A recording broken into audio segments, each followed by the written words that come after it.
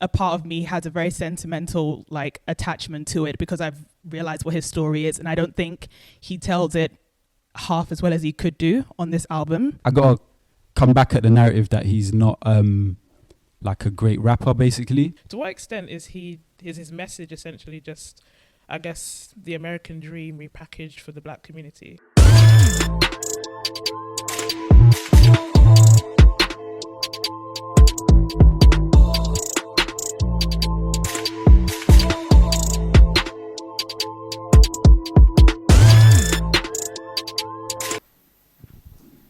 Yeah. So I'm gonna start anyway.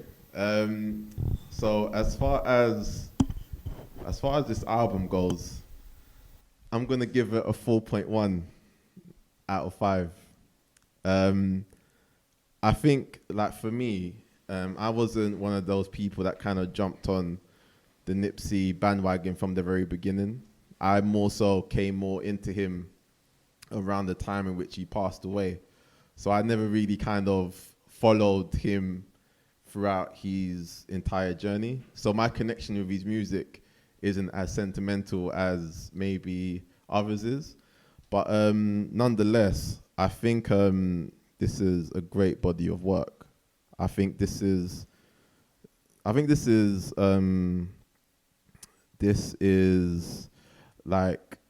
someone who, for me, isn't the greatest MC, isn't the best MC, but has something to say. And what he has to say has touched, the hearts of millions, which is why when he passed, it had such a massive impact, because I think people really felt what it is that he said and resonated a lot with his message. And I don't think the music was too great on this album, but it's a thing where, like, what he had to say touched me, and which is why I give it that rating, 4.1 out of 5. Hi, I'm Hannah. I will give this album a 3 out of 5. The reason why, well, for me, I think Nipsey, I started listening to him about 13 years ago. And I've kind of seen him evolve over over the years and things like that. And if we're thinking about this album purely from just music, and if I were to sell someone on Nipsey, this definitely wouldn't be the album. But I think a part of me has a very sentimental like attachment to it because I've realized what his story is, and I don't think he tells it half as well as he could do on this album. But yeah, like, I kind of agree with you, Jordan. It wasn't the greatest body of work music wise, but you do hear nuggets of his story, and I think if you've known him for a long time, it will start to make sense. But this album in particular, I'd give it a 3 out of 5. And I think its previous ones, if you go back, you'd probably rate them a lot higher and have a little less grace for this. Yeah. Hey everyone, I'm Liam. I would rate this album a 5 out of 5. I respect their opinion so far, but they are like slightly surprising to me because for me personally, I think it's like a perfect album front to back. I think it's really cinematic.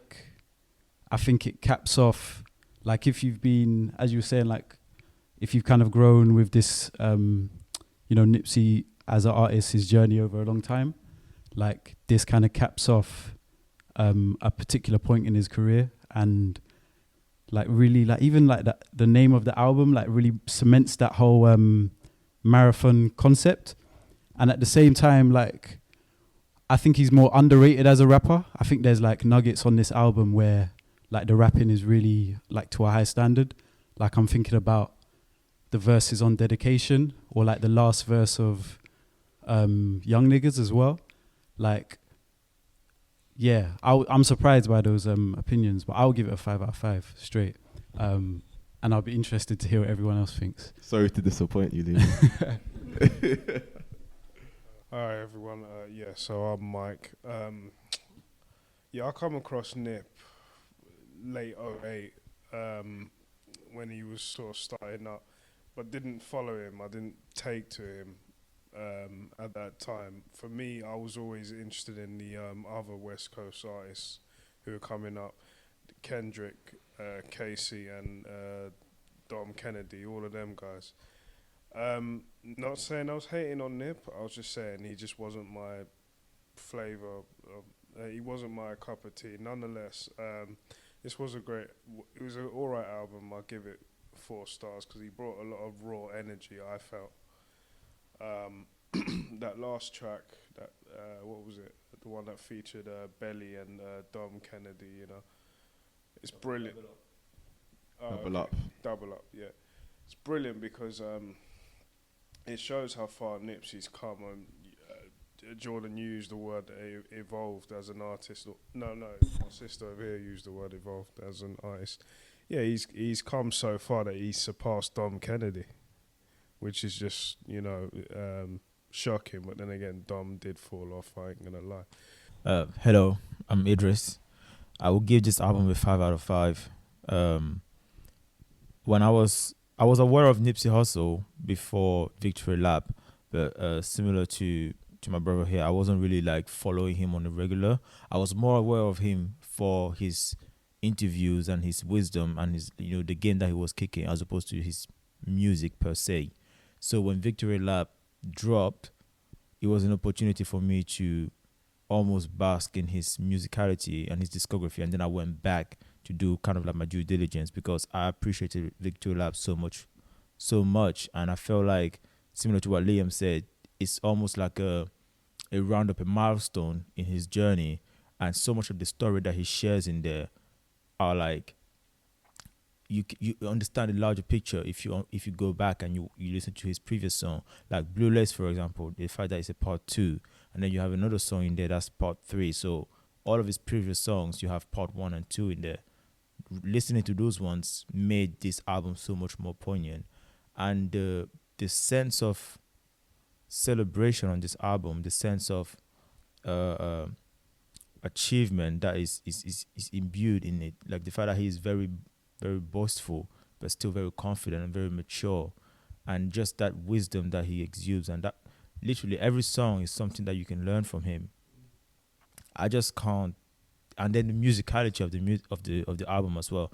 I've listened to this album in very various sittings, and the album is so well done musically that I can't rate it less than a 5.5 because I listened to it front to back multiple times in different settings, and I've always enjoyed it. Even now, like, the listening experience here wasn't the greatest, but I was still able to appreciate how well done the album was. So yeah, definitely 5 out of 5 for me. Hi, I'm Princess. I'm not sure if you can actually hear me. So I'm more of I think I was aware of Nipsey's almost persona and his like charisma, and I guess aware of him as like as an artist, but not necessarily like his actual body of work. So apart from, I think, for the past, around the time of his death, and then sort of being introduced to his music, and then obviously the listening party today. So I'm very much coming at this with like, I know 2 people now said 5 out of 5. So I was struggling. I was like 3.9999 recurring maybe, or a 4.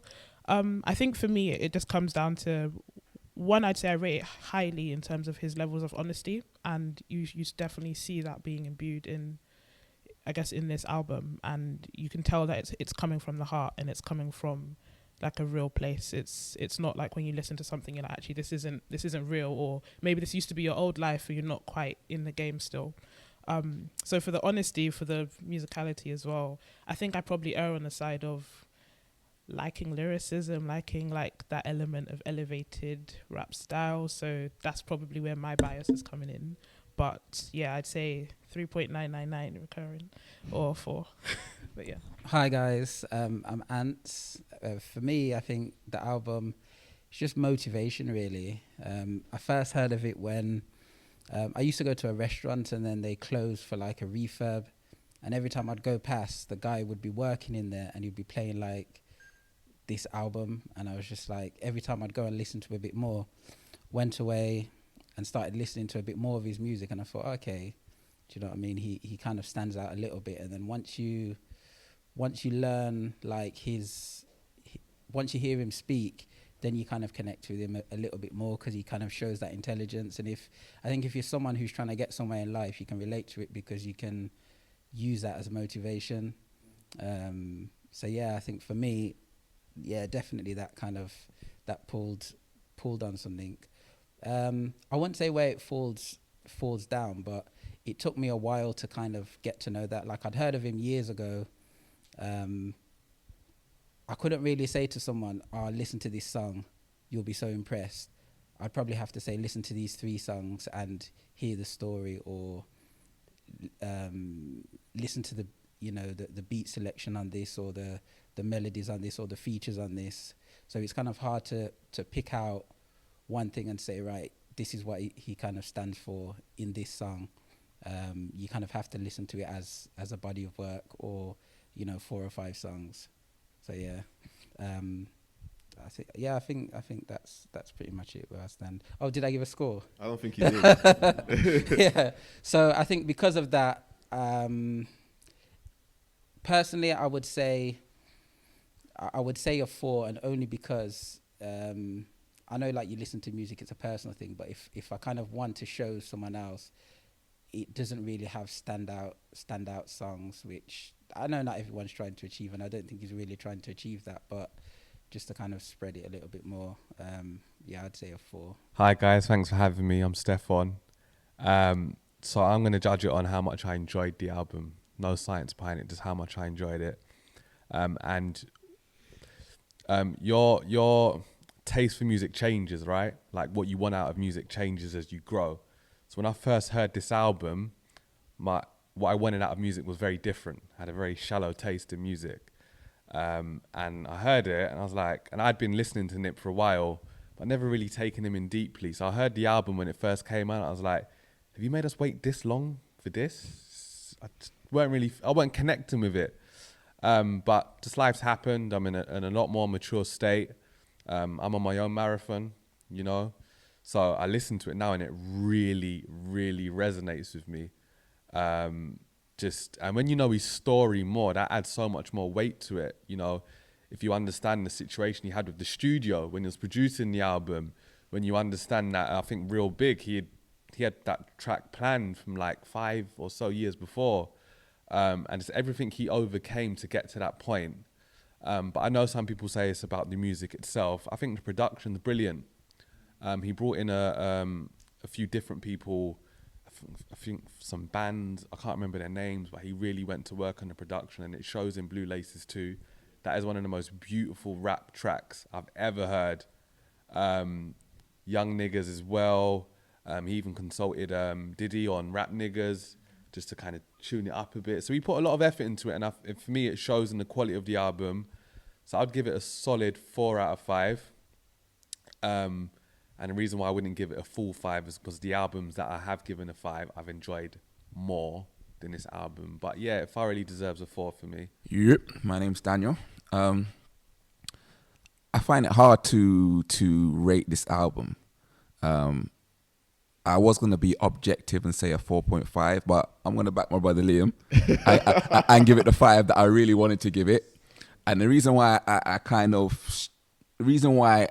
I struggle to rate this album is because, it's kind of been spoken about before. It's like Nipsey Hussle is, he I don't know, he's kind of like a phenomenon. His thing is more than just the music. He's prolific, so gifted. He's the type that's gonna go get it. No kidding. So like, I mean, this album it's kind of like the culmination of his life, right? Because he called it the victory lap. And so everything was building up to this moment, and ironically, it was his victory lap. It was his last moment, right? And on top of that was, he passed, and all the emotions around what happened to him when he passed, and I think, like this brother said as well, you're like, depending on where you are in your life, his message it's beyond just music. Do you understand what I'm saying? So in 2018, I was going through a really hard time, and this is something that kind of motivated me to go through that. So it's, even though he's not the most lyrical rapper or lyrical MC, depending on who you are as a person and your character and what you've done, you could say the most simplest thing and it could be more impactful because of who you are or whoever's saying it, right? So for me and how I felt and all the emotions around what happened, and I think the musicality was great. I think the speaker was terrible, but I think that, you know, even the visuals in the videos, someone else said it was cinematic. I think the whole culmination of everything, of what Nipsey Hussle is and what he stands for and what his journey was in the movement, I'd have to give it a 5.5. I think what's pretty interesting is obviously Nipsey Hussle is no longer with us, but when news broke that he, you know, passed away, like the impact of it was like enormous. Like he was on BBC One, he was on ITV News, you know, to where I guess the impact was disproportionate to how big his audience probably was at the time, you know. But do you think, or is it a case that people are holding themselves very tightly to this album because of it tying in with his passing? Or do you think that it's a good album outside of that as well? I kind of think it's a good album outside of that, just by the fact that the time when I heard it, I was more into UK music, so it would take a lot for a US album or US artist to kind of resonate and, do you know what I mean, cross over. And then another thing is, there was, I think it was called the Ends Festival, and he was booked to come over to there. And I got my ticket straight away, and I was saying, right, we got to go for Nipsey Hussle, do you know what I mean? And obviously that didn't go ahead, but it kind of shows that, okay, he's reached, I know he's sort of been international already, but he was kind of headlining in the UK for like one of the first times. So I think at that point he'd actually, you know, he'd reached a crossover point. So yeah, due to the quality of the music. I agree. I definitely feel like the greatness of this album existed beyond the fact that he met his untimely death afterwards, because when this album was nominated for the Grammy, the reaction was very much like, wow, it deserves to win, in terms of the authenticity that he was bleeding onto this album and how rich it was in like the wisdom and the gems as an entrepreneur, as an ambitious person that he was sharing on this album. It resonated with the whole hip hop community way before his passing. So I definitely feel like the album is able to stand on its own, whether he was alive or not, in terms of being that, shadow, if I like the term. I would say, like, the music hasn't changed, right? The lyrics haven't changed since he's passed. It's still the same message, and that has its own standalone intrinsic quality. But I just think him passing has brought more people to the message.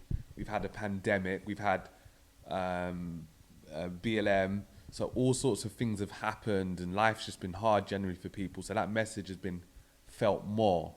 But there were people that were riding to that message before. Yeah. Even before the album, people have been riding to Nipsey's message. I just feel like so much shit has happened where that message has really appealed to more people now. Yeah. And you can argue that in itself is the quality of music.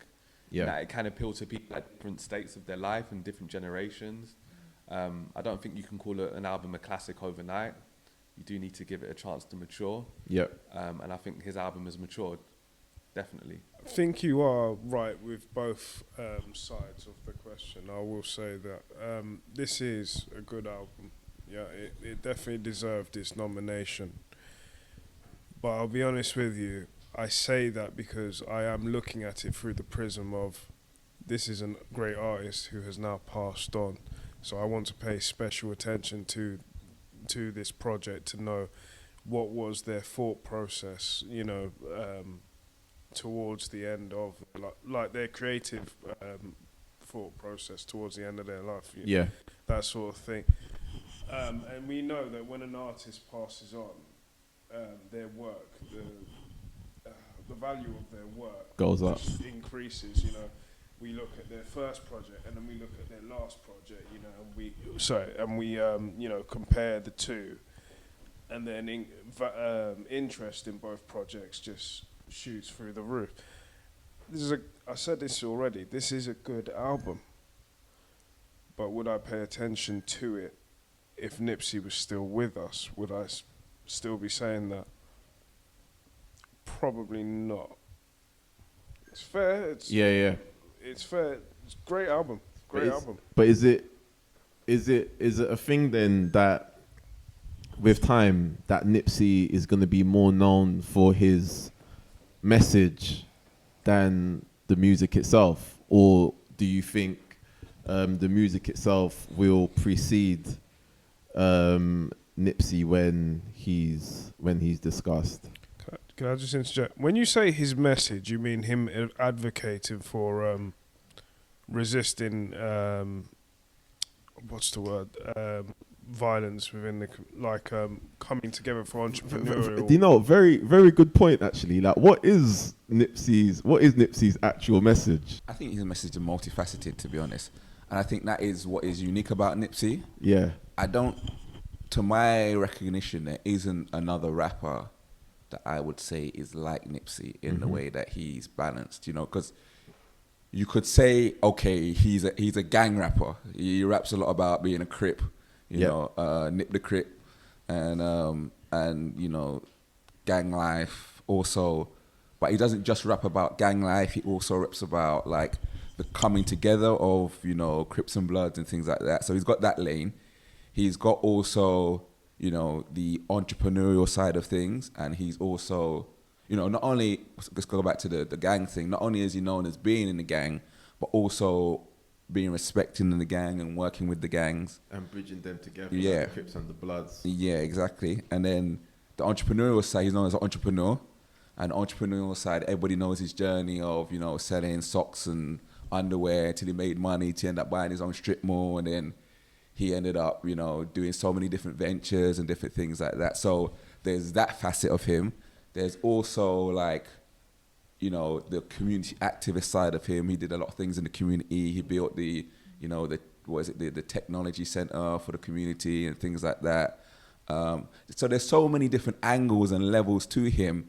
And, you know, even the way that he raps in such a motivational way, I don't know personally of any rapper that raps in that sort of motivational way. Most rappers rap, like, brag about themselves, how good and great they are. But with him, I think there's really a message of, I've done it and you can do it too, that I don't really get from a lot of other rappers. So I don't think he has one specific message, to be honest. Got you. Yeah, I do feel like Nipsey is definitely multifaceted, and I think as well he's a bit of a Robin Hood in his community.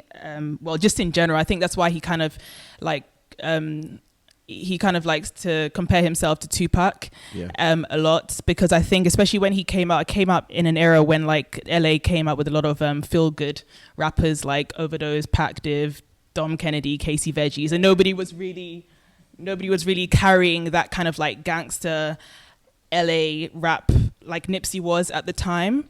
And I think that kind of like, you know, what makes him stand out as well in the era in which he did. And like you said, he's very motivational as well. And he's very much like, he does talk a lot about how he is so intellectual because he grew up in a family where there were really big advocates for reading. And that's something that his partner, Lauren, always speaks about. And he was always very weary of becoming too preachy in the community. And he always wanted to have that balance of appearing like he could resonate with his people, but also wanting to send across a really strong message. And I think he does kind of balance that out really well. And I think it's hard to tell just by looking at him, because he has like so many chains on, and he just looks like someone who's talking about gang life and advocating for it. But I think if you really pay attention, he is trying his hardest to bring that message to as many people as possible. So yeah, I think it's interesting the comparison with Tupac, because Tupac is probably, or Nipsey's the person who reminds me of Tupac the most, in the sense of what Nipsey stands for kind of overrides the actual musical output of the artists themselves. I was just gonna say, in terms of what is Nipsey's message, I think for me at least, it was about being authentic. I think Nipsey basically, he wore his heart on his sleeves everywhere he was going. He was himself. He always presented himself as Nipsey Hussle, the nuanced human being, because he was, yes, definitely a gangbanger, but he also was an intellectual. He was an entrepreneur. He was a community activist. He cared about his community, but he also wanted to he wanted to pull his community out of where they were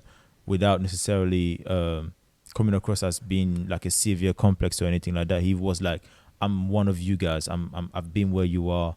I've seen. I know better. I've grown up in a way, and I want to share that with the rest of the community. So his authenticity was something that definitely allowed him to relate to people outside of his immediate gang as well. Because he has his bar where he says, "I have respect in 100 set," and I think as a man, as a gangbanger, regardless of his colors, people could feel his realness. Yeah. And that's one thing that translated regardless of what he was wearing. So his authenticity and his humility, and as well as just his realness, was what I think was the message. Because when he passed, many people who didn't know his catalog could relate to his story. The fact that he was someone who came from regular upbringing, he managed great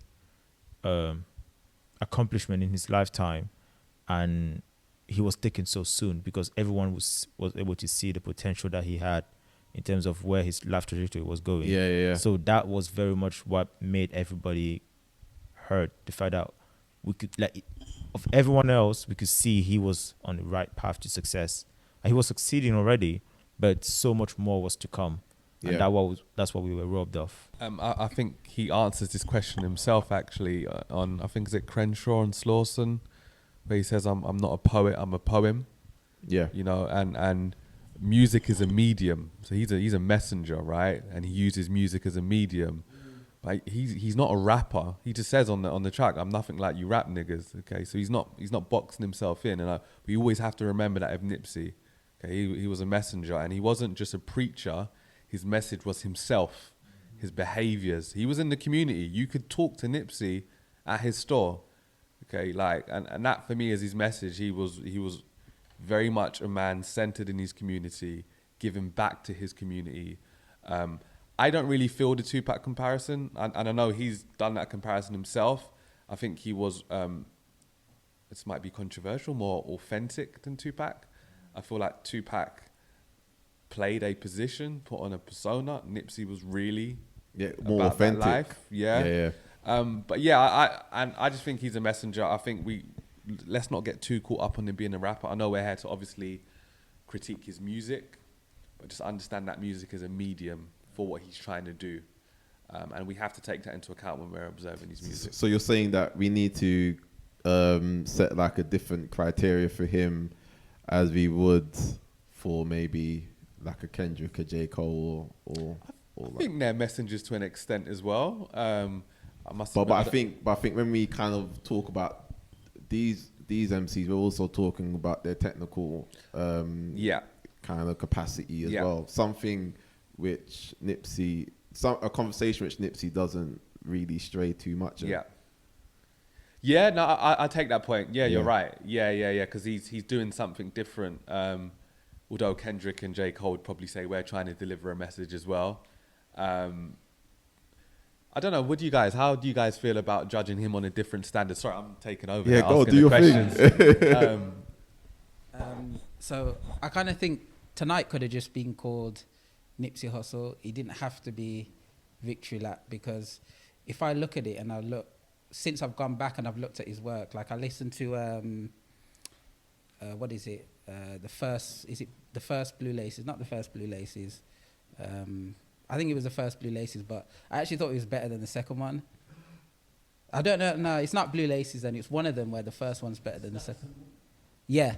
So the first one's better than the second one. So I'm kind of thinking, well, he's not. I wouldn't say he's not improved, but he was already an elite artist. Yeah, like he's got his craft and he's just working on it, choosing different beats and putting a project together. But like lyrically, he hasn't changed too much. even though he's really good, if that makes sense. Yeah. And the second thing is when we sort of talking about motivation, I kind of watched something and they said, this was like way back in 2018 or 2017.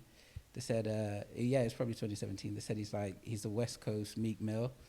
And that kind of just kind of put me off him for a while because I didn't really, like I said, I hadn't connected with him that much. And I was just like, oh, okay, he's just coming down that line, you know, doing things, giving out free trainers and stuff like that for the, you know, trying to get, you know, popular or whatever. I didn't really listen to any of his interviews or hear him speak. So, yeah. I mean, what does everyone's opinion of that, comparing him to Meek Mill in terms of motivation and things like that? The Meek Mill thing was nah. But I think the Tupac comparison is very interesting. I mean, I would say that Nipsey is a better Tupac than Tupac, if that makes sense. Yeah. Like, I think Tupac's thing is mostly based on hype, I think. And he was caught in the vacuum. Yeah. And I think that, you know, he's a great icon of the culture, but musically he was never really rated like that, if you're honest. Like, most of the time that, a lot of people class him, interesting you say he's not a poet, he's not a poet, he's a poem. Yeah. I think a lot of people view Tupac as a poet rather than a rapper. Yeah. And then even a lot of his music, you know, a good lot of it is not that good. Like, most of his music, like, you listen to the one good verse that he made, and then he's got some back row brethren that wants to come and spit some dead verse on the rest of the song. You have to kind of skip the rest of the track, you know. So I think that, you know, the comparison, I think, you know, like when people think of Tupac and they think that, yeah, he's a messenger and he speaks out about injustice in the community, when you really think about what he actually did, I think a lot of people would struggle to think, what did Tupac actually do other than speak the message? Whereas I think with Nipsey, he speaks the message and you can point to him actually doing the things that he speaks about. Yeah. So I would say that, yeah, as it's been said before, he's a more authentic Tupac than Tupac, if that makes sense. Cool. I'm not gonna lie, I'm low key here for the Meek Mill comparison. I'll tell you why, right? wait, hear it out. Like, they are probably, the comparison probably starts and ends at they're really big in their hoods. Like, Meek is massive in Philly, like the impact they have on their communities. And he does to an extent, maybe not as much as Nipsey, rap some motivational stuff. I think on Championship, he did switch it up. I know this is not about Meek, by the way. Yeah. But there is a comparison in terms of definitely how important they are to their communities. They are both authentic. They are both from the hood. And they're both still in the hood. Although Meek did actually come out and say what he learned from Nipsey is that you can't stay in the hood and survive. Like, you've got to get out. So yeah, I think there is a small comparison. Don't know if anyone else agrees. Or I think that's really interesting though. Like, what you just said there, actually, in terms of Nipsey, I guess, dying in the same community that he contributed towards so much. Like, is there like a parable? Is there like a parable there, as far as being, I guess, killed or ended by the very people that you're trying to kind of extend yourself to? We've got to be careful with this narrative, because he was just killed by some loser. He's probably he's gone to that store so many times and nothing's happened to him. Or I assume nothing's happened to him. I'm not there day in, day out. I wasn't there day in, day out. But yeah, imagine how many times he's been there and he hasn't been killed. Yeah, so we got to be careful with that narrative about him being killed in the community. Yes, he was killed in Crenshaw, but it was just by some loser. I wanted to, I guess, respond to, forgot your name, but his point about the Tupac references, then I'll touch on what you said. So I think it's interesting that you said that, I guess Nipsey was almost like a better Tupac than Tupac. And I guess that makes sense, but I guess Tupac had this thing about being like, he's never going to be the person that changes the world, but he'll spark the brain of the person like who will be that change. So I feel like it makes sense, but then he was never one. You might talk about time. You might say he was never even given time to like do the things that Nipsey did, and so maybe that's like an element of a difference. I also don't think it's fair to compare in a sense of who was better or who was more of who. I think when it comes to music, when it comes to influence, like the people that came before you are part of the almost like the shoulders that you stand on and kind of help create your legacy. So I feel like that's almost like the relation there. And then you talking about, I guess, the conversation about the community, and I almost feel like, as dark as this may sound, and maybe I should blur my face just in case, but as dark as this may sound, I almost feel like if there was anywhere that he was going to be almost taken out, he would probably want it to have been there, because it's like, this is where I literally laid my foundations. This is like the heart of my community. So if it's going to happen anywhere, it's going to... And I almost, not to be like... Because I forgot the video, but there was in one of the images where he was counting out the bills, and then he had the image of Muhammad Ali and Malcolm X. And I remember like reading Malcolm X's autobiography and him having that sense of like, he knows he's going to die at the hands of violence. And I almost feel like when you're part of the gangbanging life, and even when you're trying to come out of it, there is a sense of, I could get shot, I could get killed at any point. And so if it was going to happen, that almost that carefreeness of, yes, I will go to my community, I'll go to my store, like, and what? If I die, then if I die, I die. But that sort of sense of, this is my home, this is like where I represent. So if I get taken out. I was just going to add on top of that, Nipsey himself had admitted that on that same block, on that same corner, he has been having, you know, multiple altercation. So it was as if it's the poetic justice of how he made that block a safer place, but ultimately that block was where he ended up dying. But I don't think he was ever afraid of that possibility of dying, the same way that you say, you know, he's been a gangbanger, he's been on the front line. So the fear of death for him was never something that he was anticipating.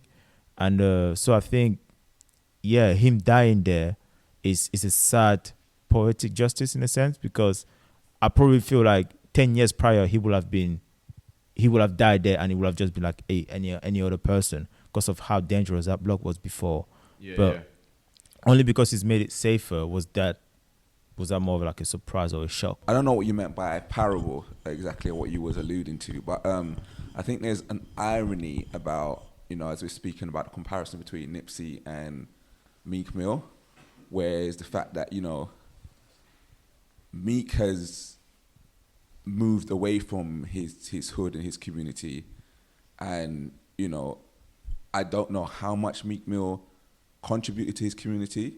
In fact, I remember the story of, you know, there was young kids asking, I think they were selling water or something, to try and Meek Mill pulled up in his fancy Rolls Royce or whatever it was and wound down the window just enough to he could speak to the peasant children. And they was asking, can they sell him some water? And I think he gave them, like, there was all these kids, and I think he gave them like $1 or something, like $5. Yeah. And like there was this whole big backlash about how, you know, he came to his hood, he saw these young children, and he didn't give them more than $5. I think, what if it was $1? And I think the irony of it was one of those children that was actually selling him water actually ended up getting killed, and actually died. So it was kind of like an outrage of like, you know, you almost, you know, took your hood for granted. You could have done much better. But yet Meek Mill is not there. He's outside. He's living in his mansion, wherever, and he's still alive.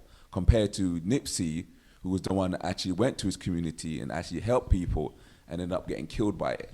So I just think the comparison between the two of them are very interesting. I mean, I don't know what the message is here. I know you said that, you know, that we shouldn't say that just because he was there, that was the reason why he got killed.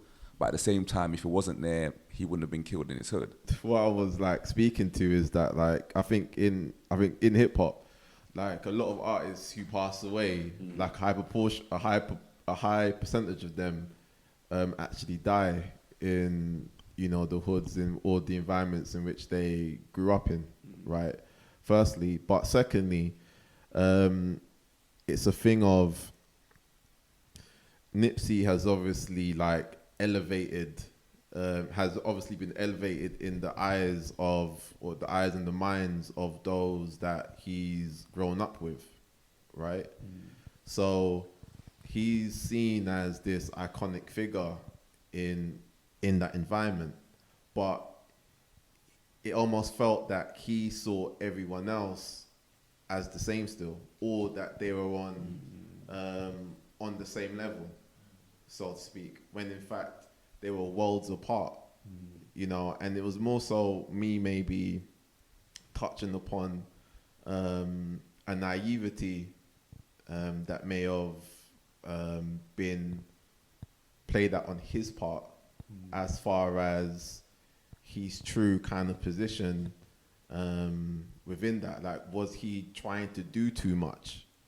You know, did he have too much faith, you know, in the people, you know, that he was, you know, surrounded by? I got to reject that point about the naivety, and I'll go back to it again. Like, he's really loved in his community. Yeah. Like, this is one guy, and I don't know if anyone's read The Life and Times of Nipsey Hussle by Robert J. Kenner. Brilliant book. Like, really, really recommend reading that. And the way he broke down the story is Nipsey pulled up at the shop when I was this guy, what's his name? Let's not even say his name anyway. Something about a snitch. And then Nipsey said, oh, you know, there's some papers going around. Then the guy went around the corner, got a gun and came back like, yeah, obviously it happened in the community, but we can't say he was killed by the community. The community loves him. It was one person. Like, yeah, I reject that. Like, how long did he live in Crenshaw? All his life. Like, wasn't killed before. It was just one person. No, we can't pin the whole community on that one person. Yeah. You know, so yeah, I wouldn't take that story. But I get where you're coming from. If he wasn't there, logically he wouldn't have been killed. But who knows? Maybe that guy could have bucked him elsewhere. You know, there could have been another idiot somewhere else. You know. Yeah, I'm coming to derail everything. Just because I wanted to go back to the point of what was Nipsey's message. Yeah. And I think we touched on it a little bit earlier, but why people feel so strongly about him and his story and his music is it's all tied up in the message. Like, it's not just like these aren't just rap songs. It's like bigger than that and deeper than that. And so I can only speak to what it feels like for me. And for me, it feels like me personally, I believe that in our world, there's these structures that we give a lot of time and energy to that need us more than we need them. Yeah. And like the music industry being like a prime example of that. Like, the people that profit the most off of the music industry are the ones that, you know, get creators in debt and get them in these deals and, you know, basically just siphon away what these artists could otherwise keep for themselves and prosper. And to me, a lot of Nipsey's message is like fuck the middleman. They need us, we don't need them, and I'm going to go on this route. And you can start from somewhere and build it up and get to something. And that is a really powerful idea. And this album caps it off. And you were saying, I think this conversation was over here earlier, like saying that it's okay to, like, you can say that stuff, but when you live it out and you live it out from the place where he started from, it becomes like a really, it just demonstrates what's possible. And that really hits me personally. And I think it hits a lot of people, which is why there's this outpouring when he passes away, and why people resonate with that concept so much. Yeah. Also, I wanted to just touch on, I gotta come back at the narrative that he's not like a great rapper, basically. Like, on Dedication, his verses are the best verses, in my opinion. What, on the song with Kendrick? Yeah, on the song with Kendrick. Got you. The storytelling on Blue Laces too. You know, you're there.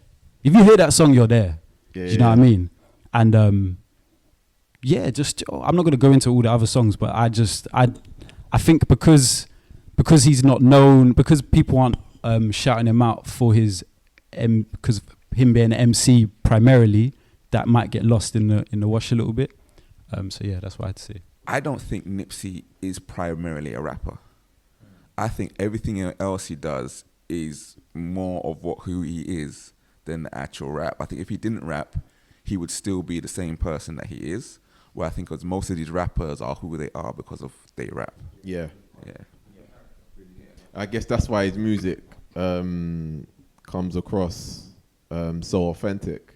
I think what you said is accurate, and I think you used the word storyteller, and I think that's probably what I'd call him. Like, he's a storyteller. He tells his story, like whether that's him living out his story in terms of the things he's actually doing or how he like conveys his message. So I definitely agree with that.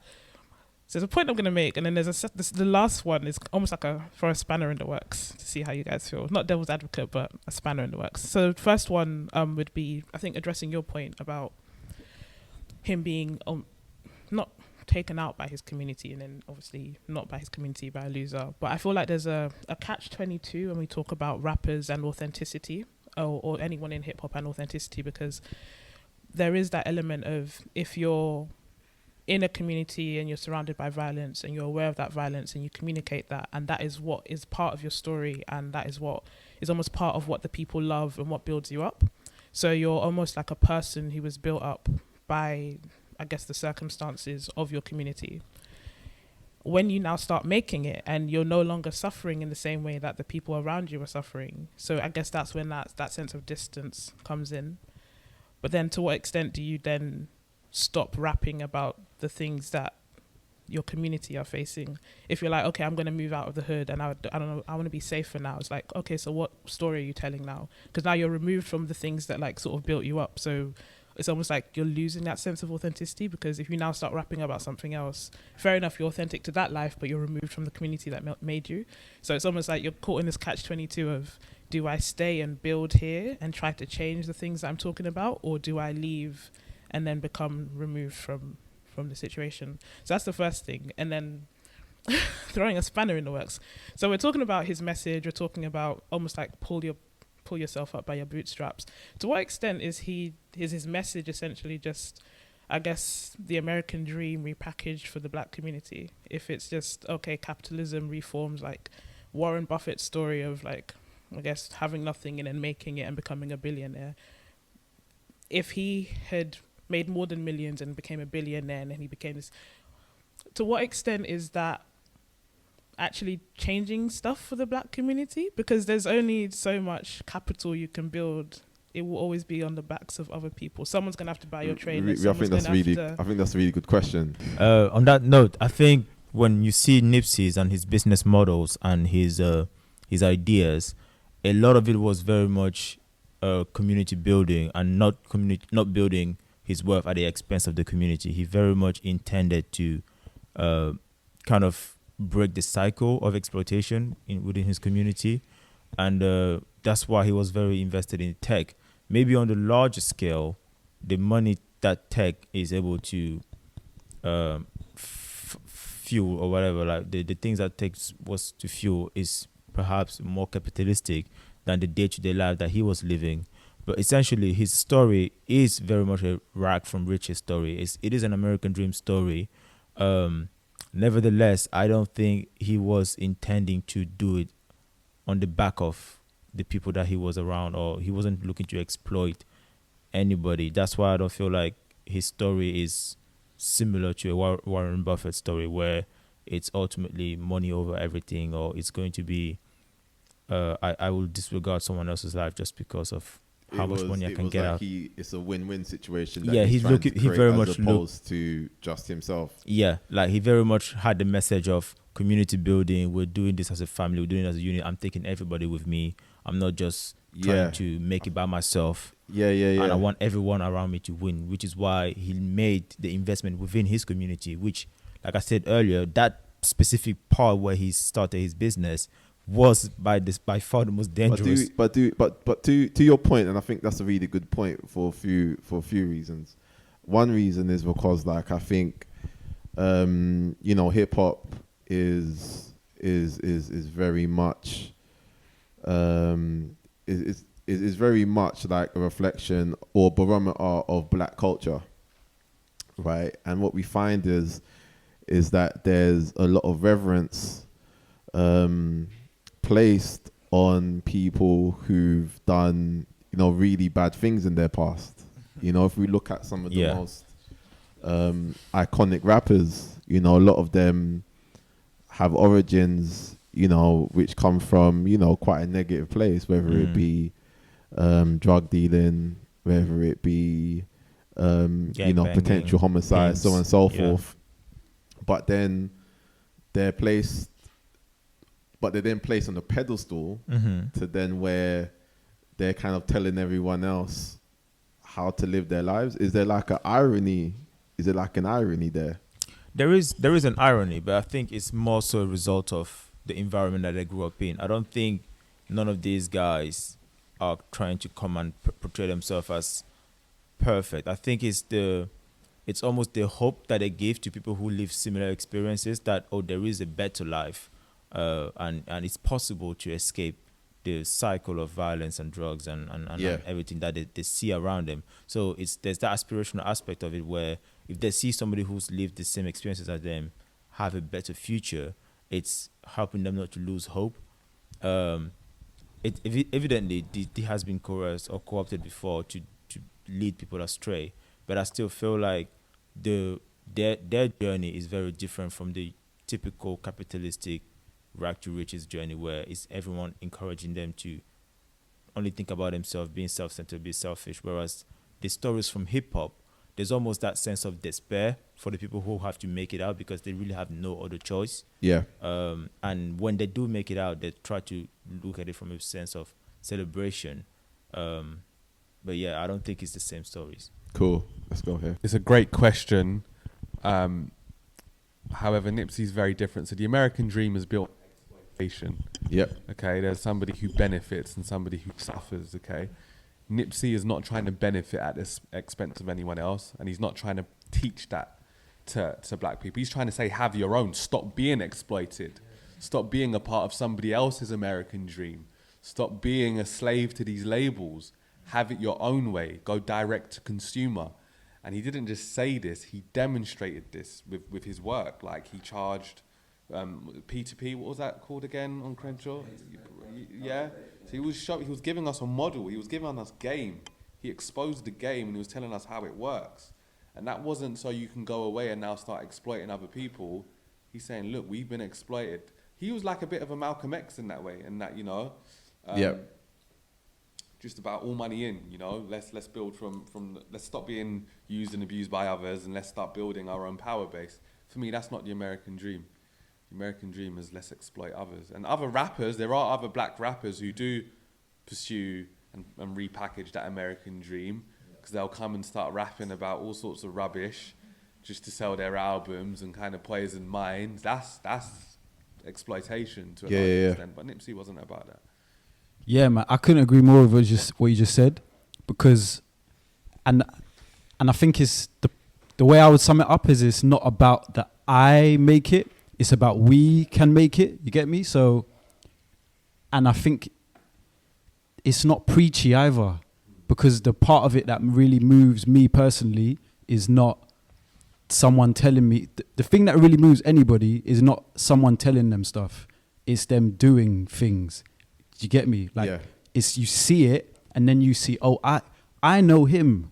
Like and now this, so I can do as well. It's empowering, not exploiting, and that's the difference.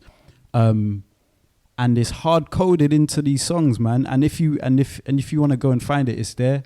And that's why, like, it's big. That's why I love this album, because it's kind of functional in that way. Like, if I'm trying to go somewhere, I can tap into that same energy and remind myself of who I am. Do you know what I'm saying? And who we all are collectively. So, yeah, I think it's a really great question. Like, the American dream, is it the repackaged American dream? But I think that's why I would say it's not. Let's bring the mic back to the West Side.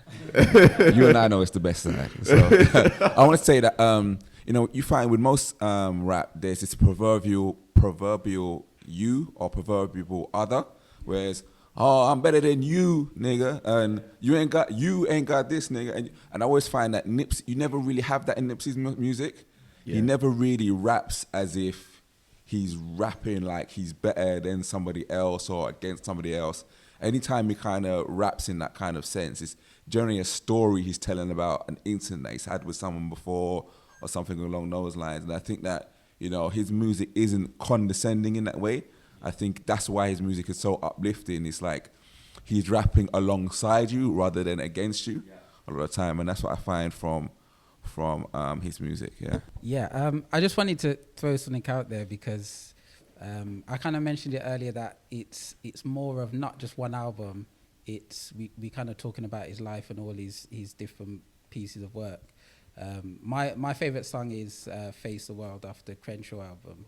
So just I mean, if you're going to throw it out there, if anyone can sort of say what is their favorite album, because if I had to choose one album to listen to his, it wouldn't be this one. Yeah, it wouldn't be for how good it is. It hasn't got like you know, All Get Right and a few of the other songs that I really want to listen to in terms of beat selection and stuff. So I don't know if anyone else can add anything because I haven't listened to all his older stuff. Just kind of reflecting, I think my 3 out of 5 is a very personal one because I am comparing the feeling I get now to the feeling I got when I first heard Nipsey. Yeah. And I would say like he has like mixtape, like he has a mixtape called like Bullets Ain't Got No Name, or The Marathon Continues, which is a little bit later, 2011, when he just came out on the XXL Freshman. That's when he kind of like catapulted into the scenes. But I would say that some of my favorite, the Nipsey projects, I would say Bullets Ain't Got No Name and The Marathon Continues. In terms of favorite Nipsey songs, I would say songs like Reality, Closer Than Close, Rose Click, Armies All By Myself, which was a song that he had with J-Rock, and he put a Tupac verse on there. So if you ever want to know what Nipsey and Tupac sound like on a track, listen to Army All By Myself. And admittedly, he was fairly preachy, but I was at a point in time when I was really appreciating preachy rap music. And that's when he is really philosophical. And I think that kind of leads into what he said about he's very weary. It's almost as if someone had told him, like, you know, slow down. Even on this album, he says a lot of people tell him, you know, dumb it down, they're not going to get you. And I feel like that is a response to the Nipsey I knew back then, which admittedly was quite preachy. And he had a lot to say because Nipsey always says that knowledge is power, which is why he reads so much. And I think he just couldn't wait to just share the knowledge that he had in his head, which is why when he started music, a lot of it was poured out quite unapologetically. Yeah. I think that's quite interesting. The fact that he, as you say, has been said, 'cause I don't really know Nipsey's story too much, that he was kind of like an avid reader and reading was very strong, like within his immediate household, because it's a thing where if you're kind of like on that kind of road of continuously attaining knowledge, and you're around people who may not be, then in almost every instance of your journey with them, chances are is that you actually know more and you actually know better than them, which is why it's interesting that he shares such a common experience with people from, you know, these environments. Then he kind of comes full circle to kind of like be the person to kind of take everyone to the promised land, so to speak. I just wanted to ask, or I'll give it personal. I just wanted to ask you a question. As somebody that's witnessed, you said this isn't the album that you prefer compared to his previous ones. What would you say is the difference between his previous ones, and how would you describe his journey from where he was to where he is now? What is it that you maybe think that you don't like because of the journey, or what is it you do like that he had said before? I would say just quite plainly this album. I mean, when it comes to preachy messages, it's not just what's been said, it's like how it's been said. And to be honest, a lot of Nipsey's older work, he does string together really beautiful sentences quite simply, and it was like quite poetic. So it wasn't just what he was saying, it was how he was saying it. And I think with this album, and I really did attach myself to that, the way he used to like piece together his sentences. And like you said, some people can say the most powerful things in really simple ways, and that's what he used to do. And I feel like on this album, if I was listening to objectively, I wouldn't give anybody this album to sell Nipsey, because I know what Nipsey can do. In terms of his journey, I would say I do agree that this is the perfect title, Victory Lap. It is a great wrap up of everything that he's been kind of living and breathing and advocating throughout the time. And I think he can afford to not have his best work on his victory lap because of what he's done in the past. But I looked at this album very objectively, and that's probably why, the body of work just wasn't, in my opinion, a standalone on its own without extract the history and all of that. Just listening to this sonically, I feel it wasn't one of the best rap albums I've heard, considering of other things I've listened to. I think Crenshaw's his best project, clear for me, because the production on Crenshaw in his earlier stuff, content was great. Production for me was a bit in some places. So Crenshaw for me is the best project. Best song for me is Road to Riches. Like, I was listening to that every morning when I was writing a book, actually, and when I had my mental blocks, I'd listen to that song. It would just get me going. But I wanted to ask a question, if I may, and it's off the back of a point you made about him being that guy that's leading the people to the promised land. And I've been trying to really work this out, and I've been trying to get an answer from his music, and I haven't really got one, so maybe you guys can help me. Is he a self-proclaimed leader, or have the people made him a leader? Has he positioned himself as saying, look, I will show you the way, or have the people just gravitated towards him and put that title on him? I think leaders just lead. Leaders solve problems, and that's how you lead. You don't lead by telling people what to do. You lead, like, you have the courage to solve problems, basically, and do. And I think that puts you in a place of leadership, and that's where he found himself. I was actually going to touch on, I guess, how fitting I feel it being called the Victory Lap is, and then I feel like that I'll expand, and I feel like that answers your point. So I was going to say, like, the marathon continues, Victory Lap, like us almost being like, this wasn't his best work, we like the other ones. And I was thinking, okay, you're running a marathon, you've surpassed every single person that's like running against you. It's the victory lap because you've won. It's like I almost don't have to do too much. Like if you've been watching me, you know how I got here. You know why I'm in front of everyone else. So I almost don't have to do too much. I can sort of just bask in it and do whatever I want. And I was like, okay, that's so fitting. And then going to the idea of like, I guess leadership and how is a leader made? Are they born? Like, is it the people that make them? I think it's again keeping that same sort of metaphor of someone running their own race. I feel like it's that single-minded determination to be the best or to make it in whichever way success looks like to you, and the people who see that and respect that and see it as a reflection of what they're trying to do in their own lives gravitate towards that. 100%. So it's almost like by setting your own lane, people then choose to follow in that. So yeah, I think he wanted to be a leader though. Okay. I think he was quite clear on his power. Yeah. He does say, "I'm the Tupac of my generation." He saw his power. Yeah. And he wasn't scared to double down on that. Yeah, that last element was one thing I was going to add to that. The fact that although he wasn't necessarily coming out of the gate saying that I'm the leader, he also understood by the power of his ambition and where he wants to position himself is, he will inspire he will people. have to be a leader. He will become a leader by default. I think it's that mindset of, yes, he wanted to do things his own way, and the gravitas of leadership basically pull a team around him. Because I think originally he was just a leader of his own team. He wasn't really trying to be a community leader like that. He was just doing something with his own crew, and then the community started gravitating around him because he wanted to be at the service of the community, and just by default they wanted to support him like that. But ultimately, for his dreams and his ambition, he dreamed of himself being at a certain position, and that required him to be a leader of a community, and that just happened because he was doing the best that he could. Yeah, I guess we've got time constraints tonight, but there's a question I want to finish on, and this wasn't planned, but I think the album title Victory Lap is a very interesting one. I think, as Liam mentioned earlier, his first album was the Marathon. The mixtape was, sorry, his first project was the Marathon, then he ends on the Victory Lap. Like, do we think that this would have been his last album had he stayed alive, or do you think there would have been more scope for him to make more music?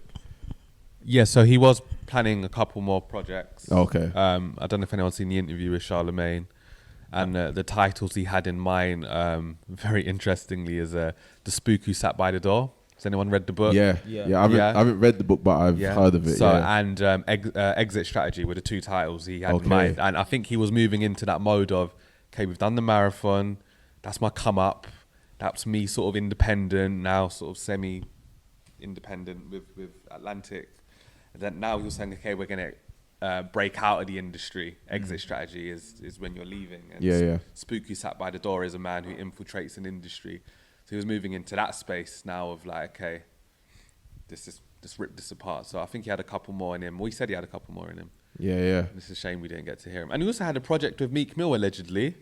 Oh, really? Yeah, they've got some content. YG as well. He had him and Meek were recording. Okay. Yeah. Okay. Cool. Well, I like we'll finish with you, I just. like your question, and I feel like having watched the funeral processing, his mom's speech actually gave me a lot of, not comfort per se, but kind of closure in a sense, because according to his mom, he was aware that his final days were coming for some supernatural, spiritual reason. He had that sort of sense of his ending. He probably wasn't aware of how that was going to happen, but he just had that.